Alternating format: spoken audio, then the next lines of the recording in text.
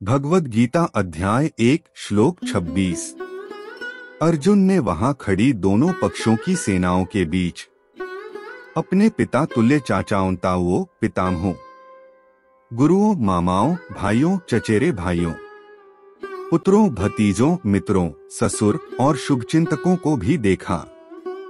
अर्थात अर्जुन युद्धभूमि में अपने सभी संबंधियों को देख सका। वह अपने पिता के समकालीन भूरिश्रवा जैसे व्यक्तियों, भीष्म तथा सोमदत्त जैसे पितामहों, द्रोणाचार्य तथा कृपाचार्य जैसे गुरुओं, शल्य तथा शकुनी जैसे मामाओं, दुर्योधन जैसे भाइयों, लक्ष्मण जैसे पुत्रों, अश्वत्थामा जैसे मित्रों एवं कृतवर्मा जैसे शुभचिंतकों को देख सका। वह उन सेनाओं को भी देख सका जिनमें उसके मित्र थे। भगवद गीता अध्याय 1 श्लोक 27। जब कुंती पुत्र अर्जुन ने अपने बंधु बांधवों को वहां देखा, तब उसका मन अत्यधिक करुणा से भर गया और फिर गहन शोक के साथ उसने निम्न वचन कहे। अर्थात अपने बंधु बांधवों को युद्ध स्थल पर एकत्रित देखकर अर्जुन का ध्यान पहली बार भातृहत्या वाले इस भयंकर युद्ध के परिणामों की ओर गया। वह महापराक्रमी योद्धा जो युद्ध लड़ने के लिए उद्यत था और पांडवों के प्रति किए गए अन्यायपूर्ण व्यवहार का प्रतिशोध लेने हेतु शत्रुओं को मृत्यु के द्वार पहुंचाने के लिए मानसिक रूप से तैयार था, उस अर्जुन का हृदय अचानक परिवर्तित हो गया। शत्रु पक्ष की ओर से एकत्रित अपने कुरु बंधु बांधवों को देखकर अर्जुन का हृदय शोक में डूब गया। उसकी बुद्धि भ्रमित हो गई और अपने कर्तव्य का पालन करने के लिए उसकी निडरता कायरता में परिवर्तित हो गई। उसके हृदय की दृढ़ता ने कोमलता का स्थान ले लिया। इसलिए संजय उसे कुंती उसकी माता पुत्र कहकर उसके स्वभाव की सहृदयता और उदारता को व्यक्त करता है। भगवद गीता अध्याय 1 श्लोक 28। अर्जुन ने कहा, हे कृष्ण, युद्ध करने की इच्छा से एक दूसरे का वध करने के लिए यहाँ अपने वंशजों को देखकर मेरे शरीर के अंग कांप रहे हैं और मेरा मुंह सूख रहा है। अर्थात आसक्ति लौकिक या आध्यात्मिक मनोभावना हो सकती है, परंतु किसी संबंधी के लिए मोह एक सांसारिक भावुकता है जो जीवन की दैहिक संकल्पना के कारण उत्पन्न होती है। स्वयं को शरीर समझने पर किसी की दैहिक संबंधियों में आसक्ति हो जाती है। अज्ञानता पर आधारित यह आसक्ति हमें आगे सांसारिक चेतना की ओर ले जाती है। अंततोगत्वा ऐसी आसक्ति का अंत भी दुखदायी होता है, क्योंकि शरीर का अंत होने पर पारिवारिक संबंध भी समाप्त हो जाता है। दूसरी ओर परम पिता परमात्मा हमारी आत्मा के सच्चे पिता, माता, सखा, स्वामी और प्रियतम हैं। इसलिए आत्मा के स्तर पर भगवान में अनुरक्त होना आध्यात्मिक मनोभाव है जो हमारी चेतना को ऊपर उठाता है और हमारी बुद्धि को प्रकाशित करता है। भगवान के प्रति प्रेम महासागर की तरह है, जिसकी सर्वव्यापकता में सब कुछ समा जाता है, जबकि दैहिक संबंध संकीर्ण और भेदभाव पूर्ण होते हैं। यहाँ अर्जुन सांसारिक मोह का अनुभव कर रहा था, जिसने उसे शोक के महासागर में डुबो दिया और वह अपने कर्तव्य पालन के विचार से कांपने लगा। भगवद गीता अध्याय 1 श्लोक 29 से 31। मेरा सारा शरीर कांप रहा है, मेरे शरीर के रोएं खड़े हो रहे हैं। मेरा धनुष गांडीव मेरे हाथ से सरक रहा है और मेरी पूरी त्वचा में जलन हो रही है। मेरा मन उलझ रहा है और मुझे घबराहट हो रही है। अब मैं यहाँ और अधिक खड़ा रहने में समर्थ नहीं हूँ। केशी राक्षस को मारने वाले हे केशव, मुझे केवल अमंगल के लक्षण दिखाई दे रहे हैं। युद्ध में अपने वंश के बंधु बांधवों का वध करने में मुझे कोई अच्छाई नहीं दिखाई देती है, और उन्हें मारकर मैं कैसे सुख पा सकता हूँ। अर्थात जब अर्जुन ने युद्ध के परिणामों पर विचार किया, तब वह चिंतित और उदास हो गया। अर्जुन का वह धनुष, जिसकी टंकार से शक्तिशाली शत्रु भयभीत हो जाते थे, उसके हाथ से सरकने लगा।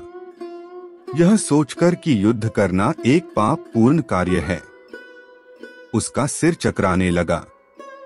मन की इस अस्थिरता के कारण वह हीन भावना से ग्रसित होकर अमंगलीय लक्षणों को स्वीकार करने लगा और विनाशकारी विफलता व सन्निकट परिणामों का पूर्वानुमान करने लगा।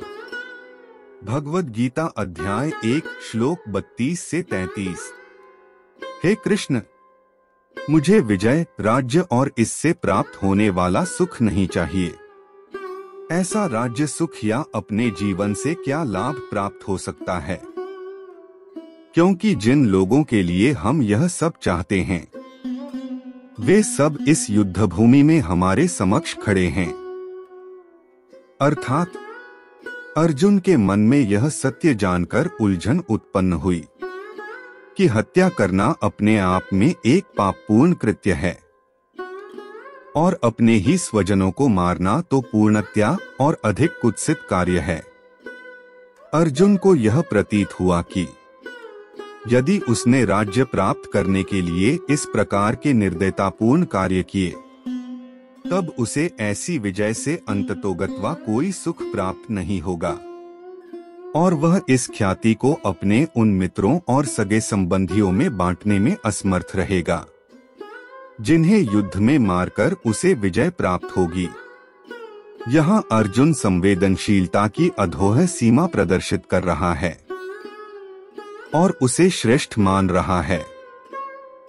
सांसारिक भोगों और भौतिक सुख समृद्धि के प्रति विरक्ति प्रशंसनीय और सद्गुण है, किंतु अर्जुन आध्यात्मिक भावों को भली भांति धारण नहीं कर पा रहा है, अपितु इसके विपरीत उसका मोह करुणा के रूप में उसे धोखा दे रहा है।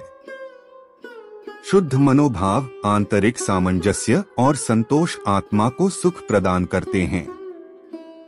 यदि अर्जुन की संवेदनशीलता लोकातीत स्तर की होती, तब वह संवेदनाओं से ऊपर उठ चुका होता, लेकिन उसके मनोभाव सर्वथा प्रतिकूल हैं, क्योंकि वह अपने मन और बुद्धि में असामंजस्य और अपने कर्तव्य पालन के प्रति असंतोष और उस पर हावी संवेदनाओं का प्रभाव यह दर्शाता है कि उसकी संवेदनाएं उसके मोह से उत्पन्न हुई हैं।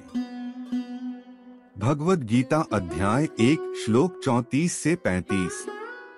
हे मधुसूदन, जब आचार्यगण, पितृगण, पुत्र, पितामह, मामा, पौत्र, ससुर, भांजे, साले और अन्य संबंधी अपने प्राण और धन का दाव लगाकर यहाँ उपस्थित हुए हैं, यद्यपि वे मुझ पर आक्रमण भी करते हैं, तथापि मैं इनका वध क्यों करूं?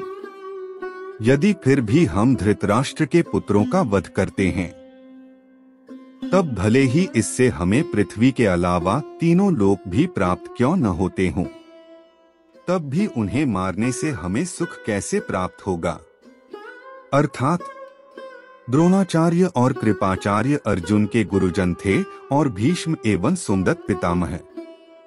सोमदत्त का पुत्र भूरिश्रवा जैसे लोग पिता तुल्य थे। पुरुजित, कुंतीभोज, शल्य, शकुनी मामा और धृतराष्ट्र के 100 पुत्र उनके चचेरे भाई थे। दुर्योधन का पुत्र लक्ष्मण उसके पुत्र के समान था। अर्जुन युद्धस्थल पर उपस्थित अपने स्वजनों के साथ अपने संबंधों की व्याख्या कर रहा है। इस श्लोक में अर्जुन ने 2 बार अपि शब्द, जिसका अर्थ यद्यपि है, का प्रयोग किया है। प्रथम बार यद्यपि के प्रयोग का अर्थ है यदि वे मुझ पर आक्रमण करते हैं, तब भी मेरी इच्छा उनका वध करने की नहीं होगी। दूसरी बार यद्यपि के प्रयोग का अर्थ है यदि हम धृतराष्ट्र के पुत्रों का वध कर देते हैं, तब भले ही हमें इससे पृथ्वी के तीनों लोक प्राप्त क्यों न होते हों, उसके पश्चात भी उनका वध करने से हमें कैसे सुख और शांति मिलेगी। भगवद गीता अध्याय 1 श्लोक 36 से 37। हे समस्त जीवों के पालक, धृतराष्ट्र के पुत्रों का वध करके हमें क्या सुख प्राप्त होगा। यद्यपि वे सब अत्याचारी हैं, फिर भी यदि हम उनका वध करते हैं तब निश्चय ही उन्हें मारने का हमें पाप लगेगा।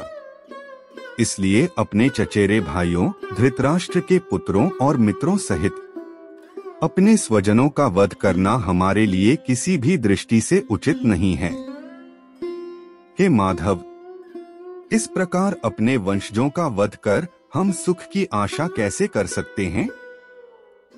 अर्थात पिछले श्लोक में अर्जुन 2 बार यद्यपि शब्द कहकर अपने स्वजनों का वध न करने के अपने मंतव्य को न्यायोचित ठहराता है।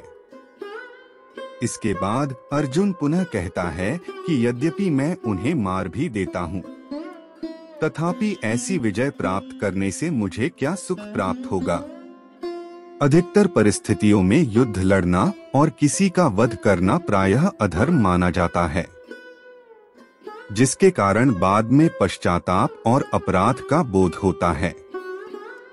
वेदों के अनुसार अहिंसा परम धर्म है और अपवाद स्वरूप कुछ विषम परिस्थितियों को छोड़कर अहिंसा पाप कर्म भी है। मा हिंस्यात् सर्वाभूतानि, अर्थात किसी भी प्राणी को मत मारो। यहाँ अर्जुन अपने कुटुंबियों को मारना नहीं चाहता क्योंकि वह इसे पापपूर्ण कार्य मानता है। विशिष्ट स्मृति में 6 प्रकार के आताताइयों का उल्लेख किया गया है जिनके विरुद्ध हमें अपनी रक्षा करने का अधिकार है। 1 किसी के घर को आग से जलाने वाला, 2 किसी के भोजन में विष मिलाने वाला, 3 किसी की हत्या करने वाला, 4 किसी का धन लूटने वाला, 5 पराई स्त्री का अपहरण करने वाला और 6 दूसरे का राज्य या भूमि हड़पने वाला। इन सब अत्याचारियों से अपनी रक्षा करने और इनका वध करने का सबको अधिकार है। मनुस्मृति में वर्णित है कि यदि कोई ऐसे अत्याचारियों का वध करता है तो उसे पाप नहीं लगता।